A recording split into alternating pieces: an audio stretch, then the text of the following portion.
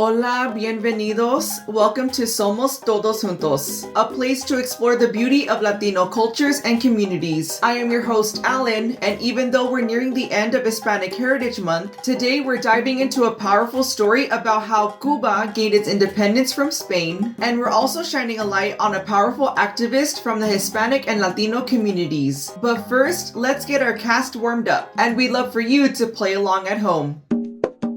Name something you can only find in a Hispanic household. A stash of lots of little bottles of Vicks Vapor Rub. In my household, we have especias that my mom makes from Puerto Rico. An aluminum tin of cookies that have no cookies in it, only sewing kits. We use it for arroz con candules and pollo fricassé and any Puerto Rican dish. So our freezer is usually just stocked with that.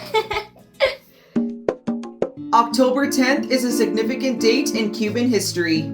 It marks the beginning of the country's fight for independence from Spain, sparked by a bold act of resistance led by Carlos Manuel Céspedes, a plantation and slave owner who became one of the first leaders of the movement. On October 10, 1868, Céspedes gathered hundreds of supporters, freed his slaves, and made the famous declaration, Viva Cuba Libre, Long Live Free Cuba, which became known as El Grito de Yara. This moment launched the 10 Years' War, the first of three major wars for Cuban independence. Céspedes became the first Cuban figure to demand full independence from Spain, connecting the cause directly to the abolition of slavery. Céspedes was supported by revolutionary groups like the Republic of Cuba in Arms, which developed military and political strategies, and the Revolutionary Junta of las Tunas, which backed his call for insurrection. Although the 10 Years' War ended without securing independence, it laid groundwork for future uprisings. The final push came in 1895, led by José Martí, an ideological leader who united Cuban patriots in what became known as the War of 95. That conflict ultimately defeated the Spanish rule and marked the beginning of Cuba's Republican era. The name El Grito de Yara, the Cry of Yara, comes from the town of Yara in Cuba, where Hatue, a Taino chief, was burned at the stake in 1512 after leading resistance against Spanish colonizers. He was the cacique, chief of the Hispaniolan Casiasco of Guajaba, now known as La Gonave, Haiti. The phrase honors Hatue, the first national hero, and represents the long struggle for freedom and sovereignty. After 30 years of resistance, Cuba finally won its independence. While Cuba achieved independence, many argue that oppression persists under the communist regime. And so, 155 years later, the cry still resonates. Viva Cuba Libre.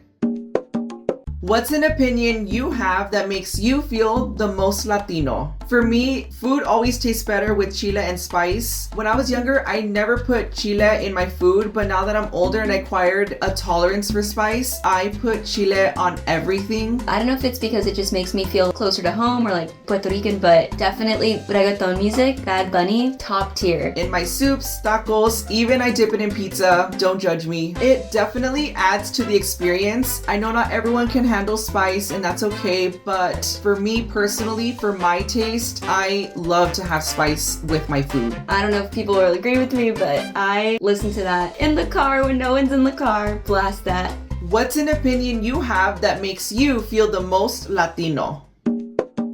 Rita Moreno is a trailblazer who helped transform the image of Latinos in Hollywood. With a career that spanned over 7 decades, she is the only Latina to achieve the highly coveted EGOT, winning an Emmy, Grammy, Oscar, and Tony. Her talent is legendary, but so is her activism. Moreno never shied away from addressing the challenges Latinos face in the entertainment industry. When she won the Oscar for West Side Story in 1962, she became a symbol of Puerto Rican pride, a victory over colonialism, poverty, and racism. Beyond the stage and screen, she used her visibility to advocate for racial equity and literacy, especially through educational TV like The Electric Company, where she helped teach social justice and representation to young audiences. Rita infused Puerto Rican identity into American culture, speaking in Spanish, Spanglish, and with cultural flair in many of her performances. One powerful beautiful example is her role in One Day at a Time, where the show addressed tough topics like immigration, trauma, and generational differences, while giving equal space to each character's perspective. She is deeply intentional about the roles she accepts and has turned down offers that reinforce harmful stereotypes. Rita's willingness to reflect publicly and challenge the industry from within has paved the way for future Latino artists. So to Rita Moreno, thank you for your courage, your brilliance, and your unshakable commitment to change.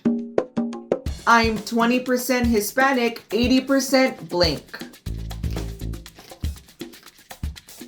Oh, perfect. I'm 80% chanclas in every color. You know, you never know when you need them. They're my mom's chanclas too. I'm 20% Hispanic, 80% my hairy arms. I mean, we all know that hairy bodies come from the Spanish. In my family, the most identifying feature is literally my hairy arms and legs. I agree, I am 80% my hairy arms. That's all for this episode of Somos Todos Juntos. We hope you enjoyed what we're creating here on the channel. Before you tune out, we want to give a big shout out to Fitz Games for the 3 games we'll be using on the show. Fitz Games works closely with members of the Latino community to brainstorm, write, and design these games. And they don't stop there. They've got tons of fun board games for everyone. Check out what they have in stock at playfitz.com and get ready for the best game night ever. Hasta luego, amigos.